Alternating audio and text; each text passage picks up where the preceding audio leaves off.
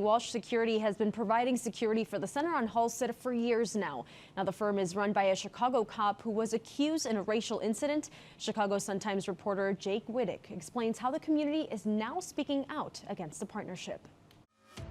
There's a group actually protesting the center because its private security firm, Walsh Security, is owned by a Chicago cop who in 2013 was allegedly involved in a racist incident. Jake, this is a pretty big break. Where did this tip come from?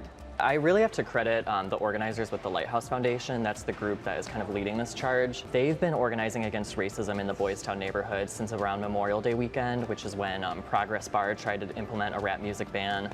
And then Beatniks, which is a costume store across the street, was caught selling a Confederate flag vest. Their main goal, they think that the center on Halsted should not be employing Walsh Security, given Officer Walsh's alleged racist incident.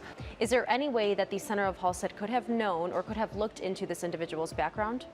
What they liked about Walsh Security is he has complied with all of their requests, which include seeking out anti-racism training, diversifying his staff so that it more closely reflects the LGBT community, and a few other things. They definitely knew we're taking measures to improve that, and they also said that before the Lighthouse Foundation came into the picture, they were already seeking alternative security options. You were so passionate about this story, right? Why bring a story like this to light? Yeah, it's unfortunate, but I do think that racism is a big problem within the LGBT community. I mean, if you walk down Boys Town, you'll notice that there might not be a lot of people of color out at certain bars. There's, stories of trans women being excluded from certain events and things like that. I think it's important to be having these conversations. So sometimes a story is just a story, and sometimes it leads us into this huge project. What is next for this story?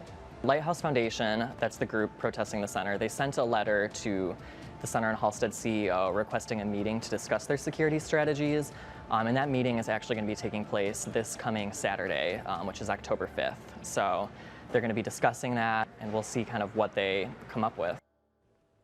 Well, Wittich says he's not too sure if the meeting is going to be open to the public, but the plan is to have a joint press conference between the Lighthouse Foundation and the Center on Halsted after it all happens. Now, there are so many more details involved with the story. Head over to the Sun-Times website for the full reporting.